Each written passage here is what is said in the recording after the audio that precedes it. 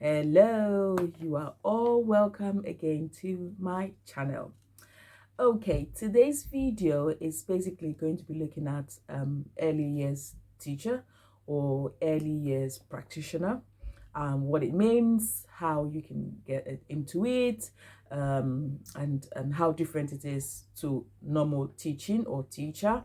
So basically, I'm going to be delving a little bit into depth about early years foundation teacher or early years practitioner. Okay, now, who is an early years practitioner or an early years teacher?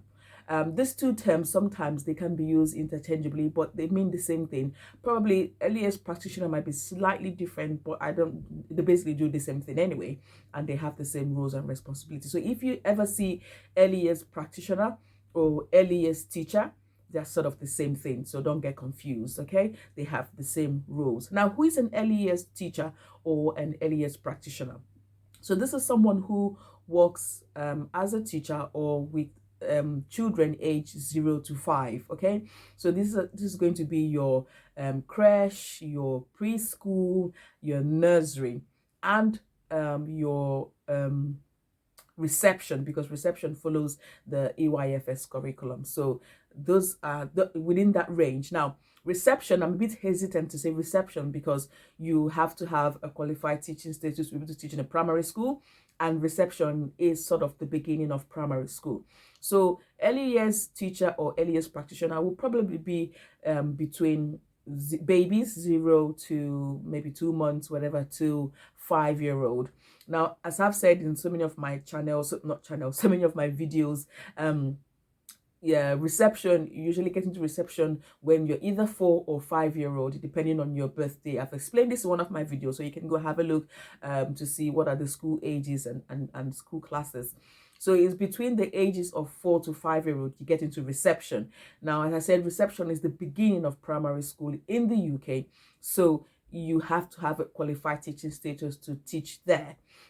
So back to EYFS or early years practitioner or early years teacher, you have that range within 0 to 5-year-old. That's the age where you can teach, and that's the age where you can train for if you want to become an early years teacher.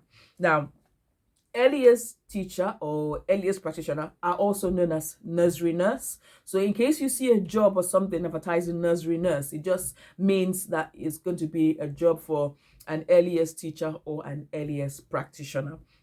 Now, again, I've got my notes if I'm looking down, so please don't think I'm ignoring. I've got my notes. Now, what is the salary and how do you become an earliest teacher? What are the requirements on and all of that?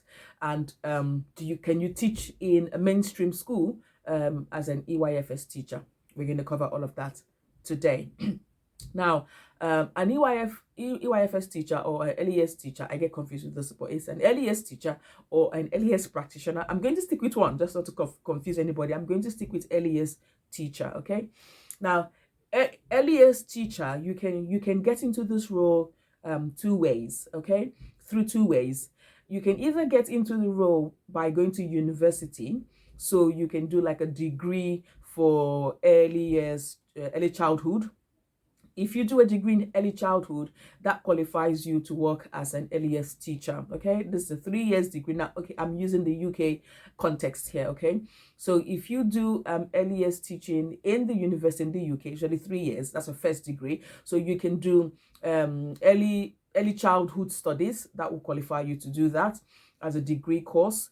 You can do that, or you can do like level 3 or level 2 early years teaching qualification. You can do those maybe through a college or through university to be able to also teach, become an early years teacher.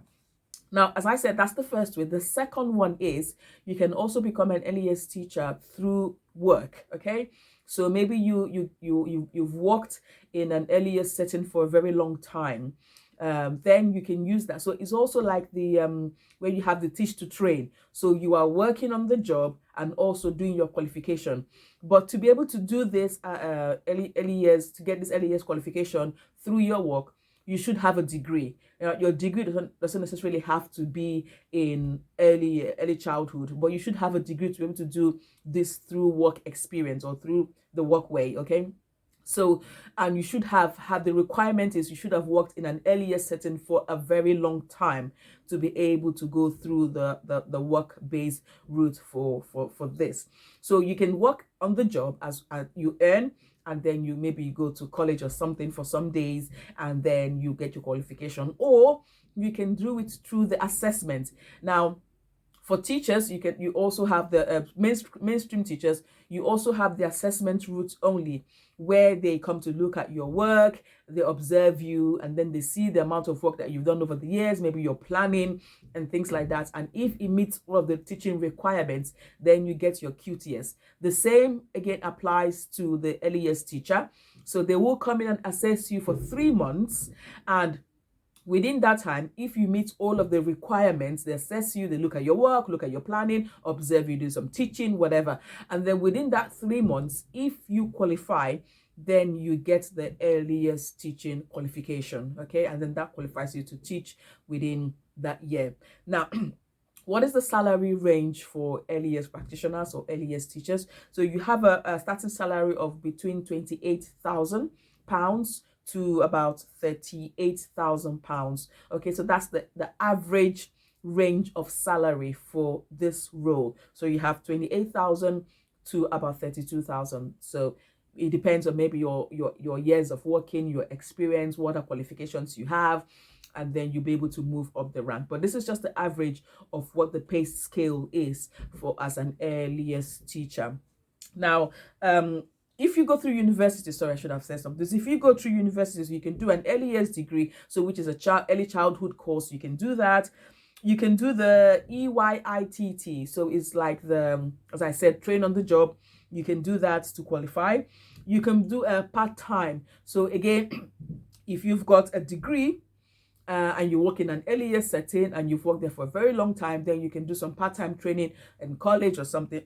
Excuse me, to be able to work as that. Now, for the work experience, as I said, you should have worked in a very long time. You should have a degree, and then you should also have an awareness of Key Stage 1 and Key Stage 2 mainstream primary school. You should have an awareness of what happens, what sort of things that they do, the curriculum and all of that. Now, this is through the assessment route. So they would expect you, maybe they might ask you some questions to do with Key Stage 1. This is now mainstream primary school. So they might ask you some questions. So you should have an idea of how mainstream school works to be able to go through the assessment route only to qualify as an early years teacher. Now, what are the career progression? So some people might think, okay, if I just do this, does that mean I'm going to be an early years practitioner? What if I want to then teach in a mainstream school? Now, if you want to teach in a mainstream school, primary or secondary, then that is where you then need to go and do further training to become to have your QTS, okay? Because you should have your QTS to be able to teach in a primary or secondary school. So to do that, you can progress on by doing some further training. Maybe go back to university. You can do the teacher train. You can do the schools direct. Go back to my previous video if you haven't seen that, on how you can qualify to be a teacher in the UK. So you can go for further training through this route to be able to now broaden your horizon, teach in primary or secondary school if you want to progress your career to something else. You can also get into management roles. So with your qualification as an early years teacher or early years practitioner, you can climb up to get managerial roles within the early years setting. Now, you can't do this in a primary setting. Again, as I said, you have to have QTS to do this. But within an early years setting with your qualification, you can climb up to become a manager.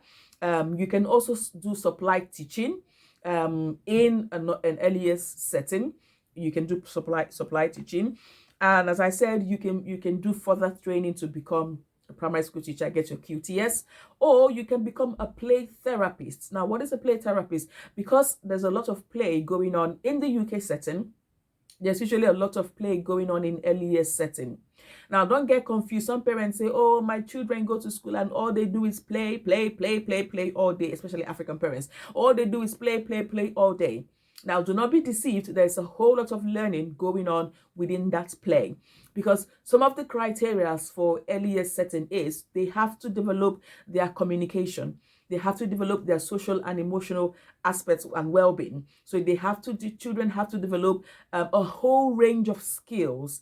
Now, and also they begin to do some reading within that age as well. Not a lot of reading happens there, because a bulk of reading will happen in reception, but they begin to maybe look at letters and numbers and all of that while they're at that stage. But the main core area, now if you haven't seen the EYFS curriculum, please go have a look at it. It's online.